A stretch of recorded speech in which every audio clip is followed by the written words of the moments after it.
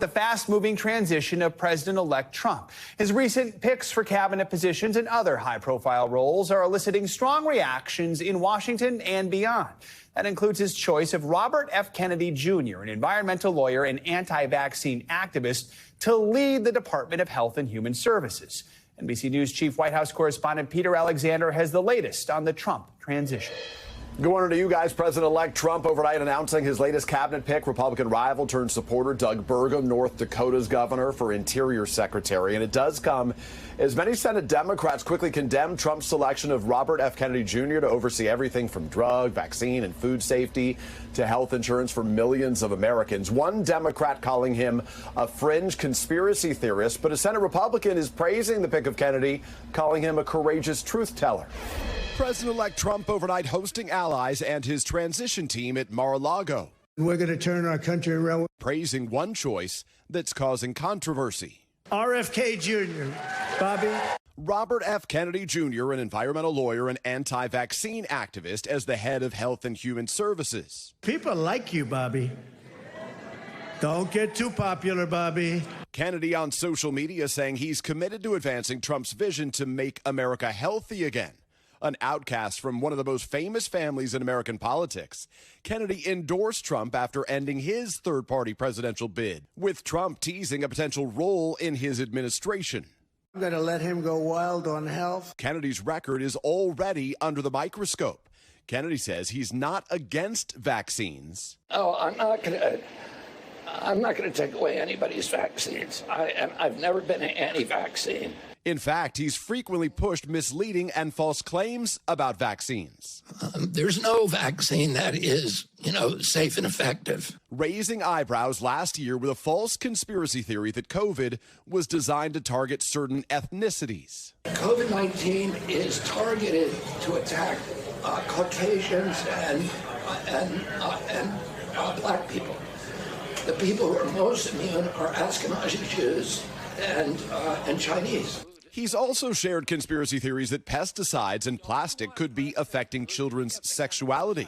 Now, Kennedy's previewed some actions Trump may take, including advising all U.S. water systems to remove fluoride, that experts say is a public health benefit.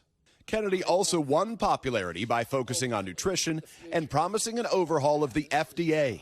In October, singling out what he called the agency's suppression of psychedelics, raw milk, clean foods, sunshine, and anything else that advances human health. Some of Trump's other picks also facing new scrutiny, including Pete Hegseth, his choice for defense secretary. Overnight, officials in Monterey, California, releasing information from a police report confirming that Hegseth was involved in a sexual assault investigation in 2017. It's unclear what Hegseth's involvement was in the investigation.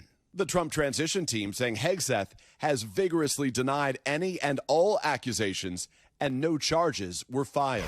On another highly controversial pick now, former Republican Congressman Matt Gaetz for Attorney General, a Senate Republican, says that there could already be enough opposition in the Senate to sink his nomination. But Trump has made very clear that he wants what are called recess appointments for some of these picks that would allow them to serve for almost 2 years without any Senate vote. And overnight, the newly elected Senate Majority Leader, the Senate's top Republican, John Thune, did not rule that out, saying all options are on the table.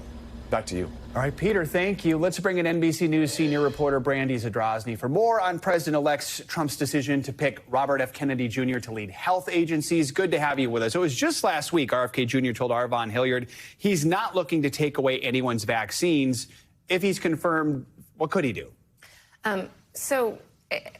He's a lawyer, and he has a way of saying things sometimes. I'm not taking away anyone's vaccines. But what would he do as head of HHS? Well, he could do a lot. The first thing he says he's going to do is he's going to get someone to look at all the data. And the head of the transition team said on CNN the other day what that would look like is to specifically look at the data so he can show that vaccines are unsafe. That's what Lutnick said.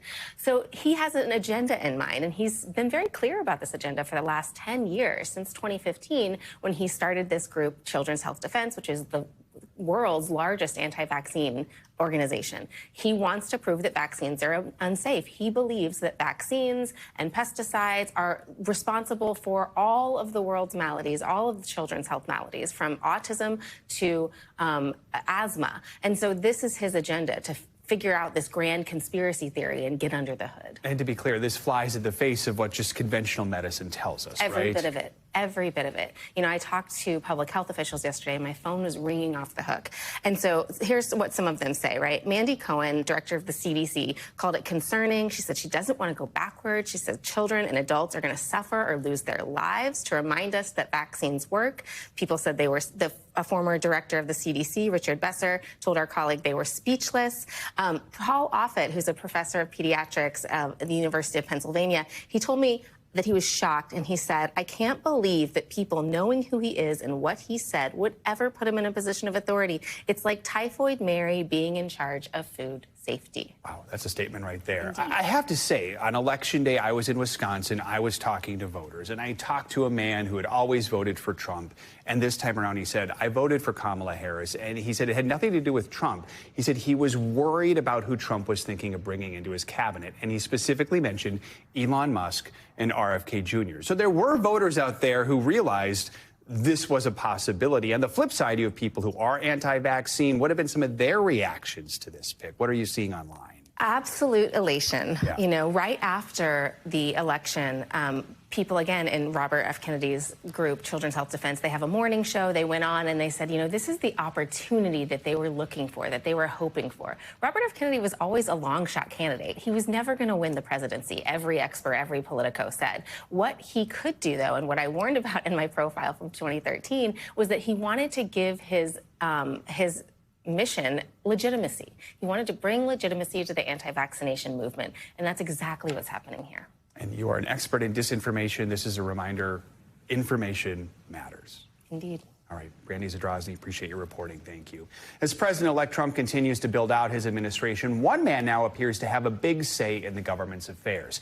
Billionaire Elon Musk has been by Mr. Trump's side following the election and was tapped to jointly lead the new Department of Government Efficiency. NBC News correspondent Ryan Nobles joins us now with a closer look at Musk's influence on the incoming president. Ryan, good morning. Hey, Joe, good morning. And Elon Musk will not be a federal employee. Instead, he's tasked with running an outside effort to offer suggestions to make government more efficient. And already it's clear he's becoming one of Donald Trump's most trusted advisors, a situation that brings with it potential conflicts. President Donald Trump is all in on Elon Musk. You know, I'm a person that believes in high IQs, and his is about as high as they get. The world's richest man betting big on his fellow billionaire and offering up his help to correct the economic direction of the country. How much do you think we can rip out of this wasted $6.5 trillion Harris-Biden budget? Well, I think we can do at least $2 trillion. Yeah! Musk is making his presence known in Trump world. Sources tell NBC News he's a near constant presence at the Mar-a-Lago Transition HQ. I can't get him out of here. He just likes this place. And you know what? I like having him here, too. He traveled with Trump for his first trip back to Washington since his election victory. And in a report not confirmed by NBC News, the New York Times citing 2 Iranian officials that says that Musk met with Iran's ambassador to the United Nations in an attempt to smooth tensions between the countries. Trump also reportedly handed the phone to Musk while talking to Ukrainian President Volodymyr Zelensky. But Musk's close access to Trump does not come without potential problems.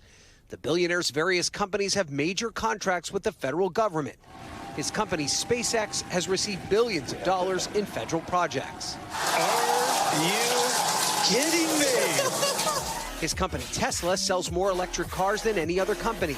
If Trump slashes the federal incentives for EVs, it could make it more difficult for other car makers to enter the market. On Capitol Hill, Republicans seem open to letting the successful businessman have a crack at finding ways to make government work better. With his leadership and cutting waste in the government, just as he's taken us to the stars, I think it's the ability to cut and, turbocharge this economy. While Democrats remain skeptical. We all want government efficiency. In the past, that has failed miserably, but let's see what he comes up with. And Musk has not responded to those concerns over potential conflicts of interest. The new Department of Government Efficiency that Musk will head with Vivek Ramaswamy has no statutory power. All they can do is offer up recommendations. Those recommendations would have to be passed into law by Congress before any cuts would be made.